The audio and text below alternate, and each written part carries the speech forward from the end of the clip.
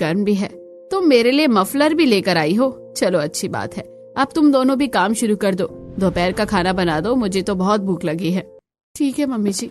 बाजार से आते ही दोनों बहू रसोई में जाती हैं और वहां जाने के बाद प्रीति सब्जी निकाल कर उसे ठंडे पानी से धोना शुरू करती है। कितना ठंडा लग रहा है, बहुत ठंड लग रही है। इतनी ठंड में पानी में आलू गोभी धोना बिल्कुल भी आसान नहीं है, और अभी तो ठंड बढ़नी बाकी है दीदी। हाँ, तूने बिल्कुल सही कहा छुटकी। अभी तो रुको, ये तो सिर्फ ट्रेलर है, पिक्चर तो अभी बाकी है। अभी तो हमें कड़ी ठंड का भी सामना करना है। उसके बाद दोनों सब्जी काटती हैं। सारे मिर्च मसाले सब कुछ काटने के बाद सीमा आटा गूंथ कर तैयार करती है। अब दोनों चूल्हे पर खाना पका रही थी। प्रीति गर्मा गर्म रोटियां सेक रही थी, तो वहीं दूसरे चूल्हे पर सीमा सब्जी बना रही थी। जब दोनों खाना बना रही थी तभी रसोई के अंदर एक तेज हवा का झोंका आता है, जो उनकी रूह तक को कपा जाता है। उस तेज हवा के झोंके की वजह से दोनों सिहर उठती हैं। एक तो हमारी रसोई में इतनी बड़ी सी 2 खिड़की है, ऊपर से दोनों में सिर्फ जाली लगी हुई है। अरे यहाँ से इतनी तेज हवा आती है कि पूरा बदन कांप उठता है। कितनी बार कहा है इन लोगों को कि हमारे लिए यहाँ पर खिड़की लगवा दे, लेकिन नहीं, इन लोगों को तो अपने अपने अलग अलग जवाब देने होते हैं। दोनों खाना बनाकर ले जाती हैं और सभी को खाना परोसती हैं। तब सभी खाना खा रहे थे, तब प्रीति इस बारे में बात करती है। मम्मी जी, रसोई में बहुत ठंडी हवा आती है और इस तरह रसोई में काम करना काफी मुश्किल हो जाता है, खासकर ऐसी सर्दी में। और अभी तो सर्दी और भी ज्यादा बढ़ेगी, इसलिए आप प्लीज हमारे लिए रसोई में कुछ इंतजाम करके खिड़की या कुछ भी लगवा दीजिए, जिससे ठंडी तेज हवा रसोई के अंदर ना आ सके। हे भगवान, तुम दोनों फिर से वही बात को लेकर बैठ गई हो। अरे कितनी बार कहा है कि बार बार इस बात को लेकर मत गाया करो। हमने वहाँ पर इसलिए जाली लगवाई है ताकि गर्मियों में हवा पास होती रहेगी। गर्मियों में फिर तुम रोती रहोगी, तब कहोगी मम्मी बहुत गर्मी लग रही है, खिड़की हटवा दो। तो क्या इस तरह से हम बार बार पैसे बर्बाद करते रहेंगे? तो मम्मी जी, ओपन क्लोज यानी खुलने और बंद होने वाली खिड़की लगवाओ ना। सर्दी में उसे बंद कर सकते हैं और गर्मियों में उसे हम खोल सकते हैं। नहीं नहीं, ये सब फालतू का खर्चा है, इतना कुछ करने की जरूरत नहीं है। हाँ, बिल्कुल सही कहा। क्या तुम लोग भी 2-3 महीने की सर्दी के लिए इतना भारी खर्चा बता देती हो?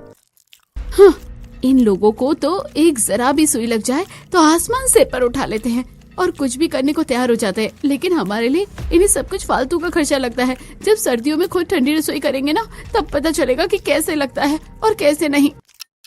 सभी के खाना खाने के बाद दोनों को ठंडे पानी से बर्तन धोने पड़ते हैं। मुझे लग रहा है सर्दियों में सारा काम ठंडा पानी से करके मैं तो पागल हो जाऊंगी। मेरा भी कभी कभी आराम करने का बड़ा मन करता है। शादी के बाद तो जिंदगी बिल्कुल बदल गई है। मेरे मायके में तो गीजर लगा हुआ है, काश यहाँ पर भी गीजर होता तो मजा आ जाता। तुम्हें लगता है कि ये लोग कंजूस और मक्खी चूस होकर हमारे लिए गीजर लगवाएंगे, खासकर रसोई में बर्तन धोने के लिए? बहुत बड़ा मजाक है प्रीति ये। इस तरह दिन गुजर रहे थे, लेकिन अभी तो उन दोनों के लिए एक और सरप्राइज बाकी था। एक दिन सुबह प्रीति और सीमा जल्दी उठकर सबके लिए नाश्ता बनाती हैं और जब सभी खाना खाने बैठते हैं तब खाना तो बिल्कुल भी गर्म नहीं है, सर्दी में इतनी जल्दी खाना ठंडा हो जाता है। लो जी, हो गए फिर से इनके नखरे शुरू। प्रीति, तुम मेरे लिए खाना दोबारा गर्म कर दो। अरे अभी तो जस्ट रसोई से खाना गर्म करके लाई हूँ, मैं अब बार बार मैं खाना ही गर्म करती रहूंगी। एक तो कभी भी आपको बाकी सबके साथ खाना नहीं खाना होता है, आपका तो सबसे ही अलग समय है खाना खाने का। मैं तो सच में आपसे परेशान हो गई हूँ। अरे मैंने तुमसे एक बार खाना गर्म करने को क्या कह दिया? तुम तो राशन पानी लेकर मेरे ऊपर ही चढ़ गई। अरे तुम्हें एक काम करने में भी बस काम चोरी करनी होती है। हाँ, आपको तो काम चोरी लगेगी ही, खुद बढ़ती सर्दी की वजह से वर्क फ्रॉम होम जो लेकर बैठ गए हो। लेकिन हम लेडीज का क्या होता है, हमें कभी छुट्टी नहीं मिलती, ना ही हमें सर्दी में कभी गर्मा गर्म खाना मिलता है। अरे गर्मा गर्म तो दूर की बात है, यहाँ पर सर्दी में चैन से 2 पल सांस लेने के लिए भी नहीं हो सकते हैं। जब सर्दी में ठंडी रसोई करोगे ना, तब पता चलेगा। जब देखो घूम फिर कर फिर से रसोई पर आ जाती हो। अरे सबके पास काम होते हैं, अब काम तो करना ही होगा ना। मैं काम करने से कब मना कर रही हूँ? मैं बस इतना कह रही हूँ कि हमारे काम को आसान नहीं कर सकते, तो कम से कम मुश्किल तो मत बढ़ाओ। इस तरह प्रीति और रोहन की चटपटी बहस हो जाती है। अगले दिन शाम को जब शांति हॉल में बैठकर टीवी देख रही थी, तब सीमा उसके पास आती है और कहती है, मम्मी जी, आज आप सिलेंडर मंगवा देना, सिलेंडर खत्म हो गया है। क्या कहा? अभी 15 दिन में तुमने फिर से सिलेंडर खत्म कर दिया? अरे गैस का क्या करती हो तुम? उस पर खाना ही बनाती हो या ओक लगाकर पी जाती हो? हमें कोई जरूरत नहीं है मम्मी उसकी गैस निकालकर डायरेक्ट पीने की।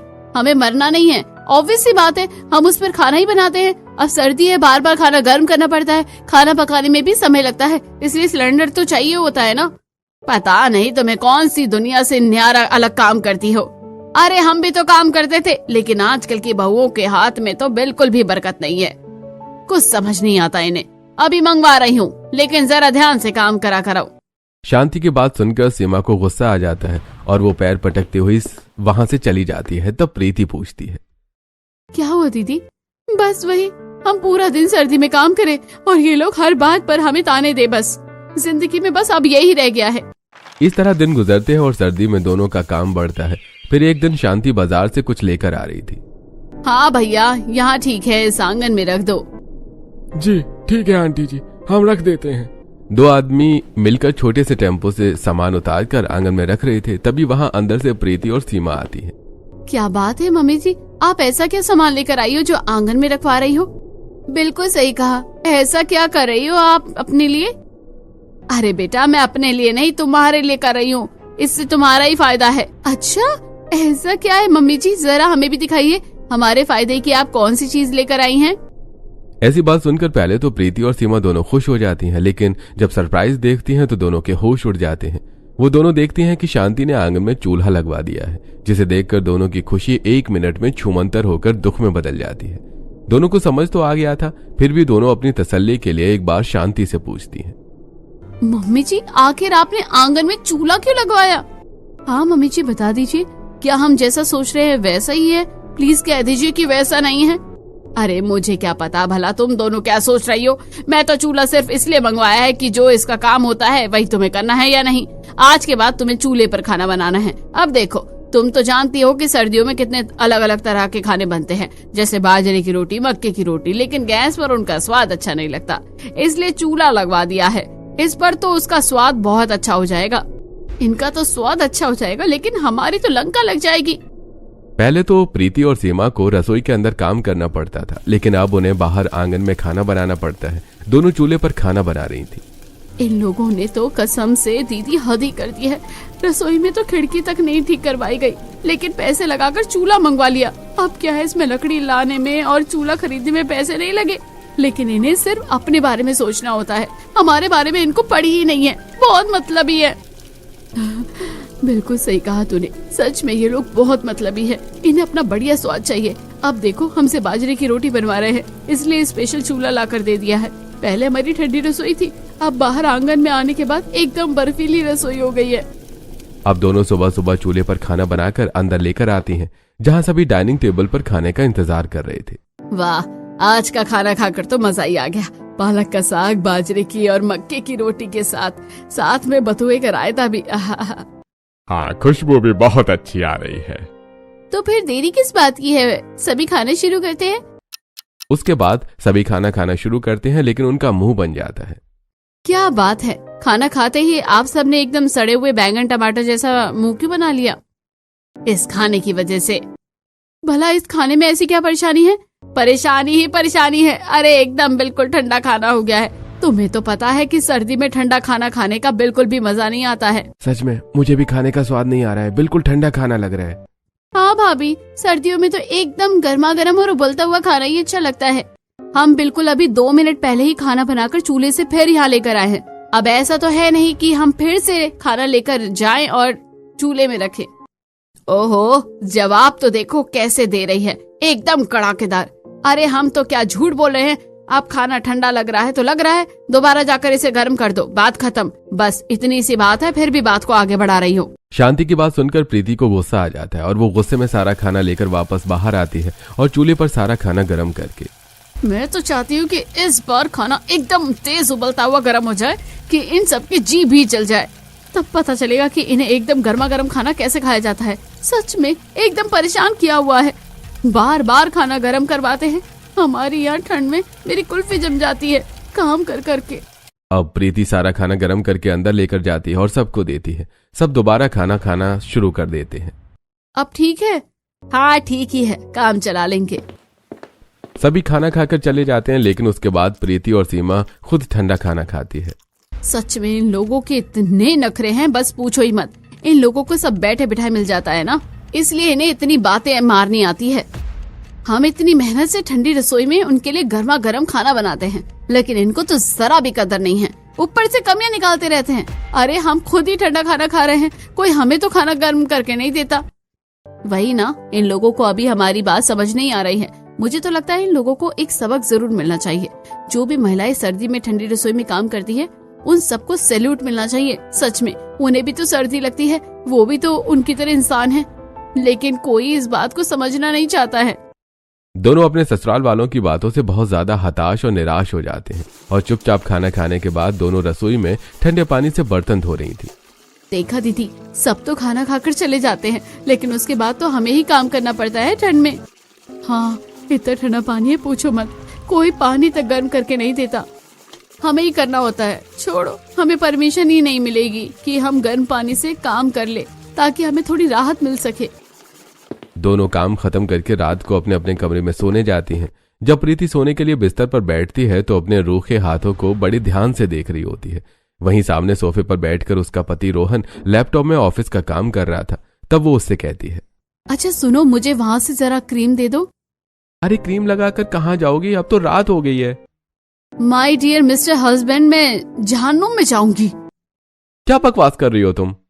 तो पहले बकवास सवाल किसने पूछा था? अरे क्रीम लगानी है हाथों पर, हाथ एकदम खराब हो रहे हैं ठंडे पानी में काम कर करके। अरे तुम बिन हमेशा चढ़ी रहती हो, तुमसे तो बात करना ही बेकार है।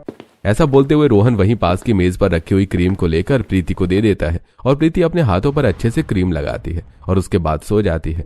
लेकिन हर रोज उनका यही रूटीन चल रहा था। दोनों छत पर कपड़े सुखा रही थी, तब सामने वाली पड़ोसन नेहा भी अपनी छत पर काम कर रही थी। और बताओ, तुम दोनों के सर्दियों के दिन कैसे चल रहे हैं? बस नेहा, तुम तो अच्छे से जानती हो, एक बहू के सर्दी के दिन कैसे चल सकते हैं। उन्हें तो सर्दियों में ठंडी रसोई करनी पड़ती है, चैन से बैठकर 2 मिनट सांस तक नहीं ले सकते हैं। सारा काम ठंडा पानी में और खुली हवा में करना पड़ता है। हाँ, खुली हवा से याद आया कि तुम्हारी सास ने तो आंगन में चूल्हा लगवा दिया है तुम्हारे लिए। सच में तुम्हारी सास तो बड़ी बेकार है। पता है, ये सब देखकर मेरी सास भी जिद कर रही थी आंगन में चूल्हा लगवाने की। मैंने तो बोल दिया, अगर चूल्हा लगेगा तो उसी दिन तोड़कर फेंक दूंगी। अगर लगवाना है तो खुद बनाकर खुद खाओ और मुझे भी खिलाओ। अगर चूल्हा लगा तो गैस की रोटी से भी हाथ धो बैठोगे। नेहा की बात सुनकर सीमा प्रीति दोनों हैरान होकर बोलती हैं, कमाल करती हो नेहा तुम, क्या खतरनाक जवाब दिया है तुमने अपनी सास को। इतना सुनने के बाद भी तुम्हारी सास ने आगे कुछ नहीं कहा होगा? बिल्कुल भी नहीं, क्योंकि उन्हें पता है कि जो मैं कह रही हूँ मैं ऐसा कर सकती हूँ, इसलिए उन्होंने इतना बड़ा रिस्क लिया ही नहीं। तुम्हारा सही है नेहा, तुम अपनी सास को कुछ भी बोल सकती हो और तुम्हारी सास तुम्हारी बात सुन भी लेती है। कम से कम जबरदस्ती वो अपनी बात तुम पर थोपती तो नहीं। तुम तो सच में डेयरिंग हो। सिर्फ मैं नहीं, हर कोई डेयरिंग होता है। देखो, तुम चाहो तो तुम भी ऐसा कर सकती हो। हम नहीं कर सकते नेहा, तुम तो जानती हो कि हमारी सास कितनी ज्यादा खड़ूस है। हमें मजबूरी में सारे काम करने पड़ते हैं। चूल्हा लगा दिया है, इतनी ठंड लगती है, बिल्कुल मन नहीं करता है वहाँ काम करने का। वैसे तुम बात तो बिल्कुल सही कह रही हो, हमें भी एक बार अपने बारे में सोचना चाहिए और उनसे इस बारे में बात करनी चाहिए। बिल्कुल, तुम्हें ऐसा जरूर करना चाहिए। सीमा और प्रीति नेहा की इस बात को थोड़ा सीरियसली लेती हैं। उसके बाद वो शांति के पास जाकर इस बारे में बात करती हैं। मम्मी जी, हम दोनों को आपसे कुछ बात करनी है। हाँ तो बोलो, क्या बात करनी है? बात इतनी सी है मम्मी जी कि हम भी इंसान हैं और हमें भी सर्दी लगती है। ओह अच्छा, तो ऐसी बात है। मुझे तो इस बारे में पता ही नहीं था। मुझे लगा तुम कोई अलग किस्म की एलियन हो जिसे सर्दी नहीं लगती है। मम्मी जी, हम इस समय बिल्कुल भी मजाक के मूड में नहीं है। हाँ बिल्कुल सही कहा, हम एक सीरियस प्रॉब्लम के बारे में बात करना चाहते हैं। बात ऐसी है मम्मी जी कि हमें सर्दी में बहुत ज्यादा परेशानी होती है। ठंडा पानी में काम करने में या फिर कहें तो ठंडी रसोई में काम करने में हमें थोड़ी परेशानी होती है। आप सभी ने अपने स्वाद के लिए आंगन में चूल्हा लगवा दिया, लेकिन हमारा क्या? तुम्हारा क्या से मतलब क्या है? मतलब ये है कि मम्मी जी, एक तो हमें पहले ही रसोई में खुली खिड़की में काम करने में ज्यादा प्रॉब्लम होती थी, ऊपर से अब आपने हमें खुले में रसोई का काम करने को बोल दिया और इस ठंडी रसोई में हमसे काम करना बहुत मुश्किल हो रहा है। एक तो इतने ठंडे पानी से घर का सारा काम करो, ऊपर से घर के सारे बर्तन भी ठंडे पानी में धोने पड़ते हैं। तो हम चाहते हैं कि आप हमारे लिए भी थोड़ी सी फैसिलिटी करें। क्या फैसिलिटी करनी है? एक तो हमारे लिए रसोई में एक छोटा वाला गीजर लगवा दीजिए और हम बाहर चूल्हे पर खाना नहीं बनाएंगे और साथ में रसोई की खिड़की को बंद करवा दीजिए। हाँ बिल्कुल, फिलहाल तो हमारी यही छोटी सी डिमांड है। तुम इन्हें छोटी मोटी डिमांड बता रही हो। अरे तुमने तो सब कुछ अपनी मर्जी का बता दिया, फिर हमारी मर्जी का क्या चल रहा है? यहाँ बाहर आंगन में काम नहीं करना है, ठंडे पानी में काम नहीं करना है, गीजे लगवाना है, खिड़की लगवानी है, खर्चा भी बता दिया। ऐसा भी कुछ नहीं होगा। क्यों नहीं होगा मम्मी जी? सब कुछ आपकी मर्जी से क्यों चलेगा भला? हमें भी तो इस सर्दी के मौसम में जरा राहत चाहिए, और सर्दी में ठंडी रसोई में भी थोड़ा सा राहत मिल जाएगी तो क्या घट जाएगा? बहुत कुछ घट जाएगा। हमारा बजट खराब हो जाएगा और हमारा स्वाद भी खराब हो जाएगा अगर तुम चूल्हे पर खाना नहीं बनाओगी तो। सीमा और प्रीति शांति को समझाने की बहुत कोशिश करती हैं, लेकिन शांति समझने का नाम नहीं ले रही थी। तब दोनों वहां से चली जाती हैं और इस बारे में बात करती हैं। दीदी अब हम क्या करेंगे? मुझे भी कुछ समझ नहीं आ रहा प्रीति। दोनों का मुंह उतरा हुआ था। तभी सीमा के फोन पर फोन आता है। सीमा फोन उठाती है। नमस्ते मम्मी, कैसी हैं आप? नमस्ते बेटा, मैं बिल्कुल ठीक हूँ मेरी बच्ची, तुम बताओ तुम कैसी हो? बस मम्मी क्या बताऊँ, सर्दी में तो काम कर करके परेशान हो जाते हैं। सर्दी में ठंडी रसोई बड़ी मुश्किल होती है। सच में मन करता है कभी हमें भी ब्रेक मिलना चाहिए। हाँ तो चिंता मत करो, शायद ये मौका तुम्हारे लिए बिल्कुल सही है। तुम यहाँ पर आ जाओ, तुम्हारी बहन भी आ रही है, कुछ दिन मिलने आ जाओ। विदेश से आ रही है, बाद में पता नहीं कब आ पाएगी। ऐसी बात है मम्मी जी, तो मैं आ जाती हूँ। सीमा खुश होकर फोन काटती है और ये बात प्रीति को बताती है। तब प्रीति उदास होकर कहती है, दीदी आप तो मुझे यहाँ मुसीबत में अकेले छोड़कर चली जाओगी, मैं पीछे से क्या करूँगी? नहीं नहीं चिंता मत करो, मैं तुम्हें यहाँ मुसीबत में अकेले छोड़कर नहीं जाऊंगी। तुम भी एक काम करो, तुम भी अपने मायके चली जाओ। लेकिन हम दोनों को साथ में मायके जाने के लिए मम्मी जी बिल्कुल भी नहीं मानने वाली है, और आपको तो मना नहीं कर सकती क्योंकि आपका जाना बनता है। बिल्कुल सही कहा, इसलिए हम ऐसा करेंगे, पहले तुम निकल जाना कुछ जरूरी बहाना बनाकर, फिर मैं चली जाऊंगी। क्योंकि जब हम यहाँ से जाएंगे तभी इन्हें समझ आएगा कि ऐसी सर्दी में रसोई में काम करने में कैसा होता है। अब अपने प्लान के अकॉर्डिंग प्रीति पहले मायके चली जाती है। फिर जब सीमा भी बैग पैक करके मायके जाने के लिए आती है तो, अरे बहू तू बैग पैक करके कहाँ जा रही है? कहीं नहीं मम्मी जी, बस अपने मायके जा रही हूँ। अरे ऐसे कैसे जा रही है? छोटी बहू भी चली गई और तू भी चली जाएगी तो घर का ध्यान कौन रखेगा? तू अभी नहीं जा सकती, छोटी बहू के आने के बाद चली जाइयो। नहीं मम्मी जी, आप मुझे ऐसे नहीं रोक सकती क्योंकि विदेश से मेरी बहन आ रही है और मेरा जाना जरूरी है। उसके बाद पता नहीं कब आएगी। वैसे भी हम बहुत सालों बाद मिल रहे हैं, इसलिए मेरा जाना बहुत जरूरी है। इतना कहकर सीमा अपने मायके चली जाती है। अब सीमा और प्रीति दोनों चली गई थी। इतनी ठंड में तो मेरी दोनों बहुएं चली गई, अब मैं क्या करूंगी? दोनों बहू के मायके जाने के बाद शांति तो अपना माथा पकड़ लेती है। जब रात को समय पर खाना नहीं मिलता तब सभी खाने के लिए चिल्लाते हैं, माँ अब तक खाना क्यों नहीं बना है? यह आवाज सुनकर शांति रसोई से बेलन लेकर आती है। ये क्या माँ, ये तो बहुत गलत बात है। मैंने तो बस आपसे पूछा था और आप तो बेलन लेकर मुझे पीटने ही आ गई। अबे नालायक, तुझे मारने नहीं आई हूँ, मैं बताने आई हूँ कि अभी टाइम लगेगा और मैं खाने आई थी। रिया चल मेरे साथ रसोई में जाकर जरा मेरी मदद करा दे। मम्मी जरा मुझे याद है कि कल मेरा पेपर है, मुझे तो उसके लिए पढ़ना है। मैं कमरे में जा रही हूँ, जब खाना बन जाए तो बुला लेना। इतना कहकर रसोई में शांति वापस आती है और फिर से वो काम करना शुरू करती है। बाप रे, बहुत ज्यादा ठंड हो रही है, ऊपर से मेरी बेटी भी नालायक और एक नंबर की कामचोर है, मेरी मदद तक नहीं करवा रही है। बहू को जल्दी ही फोन करना पड़ेगा, बड़ा मुश्किल है ठंडी में रसोई में काम करना। जैसे तैसे करके शांति एक हफ्ता बिताती है और वो प्रीति को कॉल करती है। मैं कह रही थी बेटा तुम कब आओगी? माफ करना मम्मी जी, मेरा आने का बिल्कुल मन नहीं कर रहा। वहाँ आकर मुझे सर्दी में ठंडी रसोई करनी पड़ती है, लेकिन यहाँ मेरे दिन सुख से बीत रहे हैं। मैंने कहा था ना मेरे घर पर गीजर है, मुझे तो मजा आ रहा है यहाँ। Okay bye, take care. इतना कहकर प्रीति कॉल कट कर देती है। हे भगवान, ये क्या मुझसे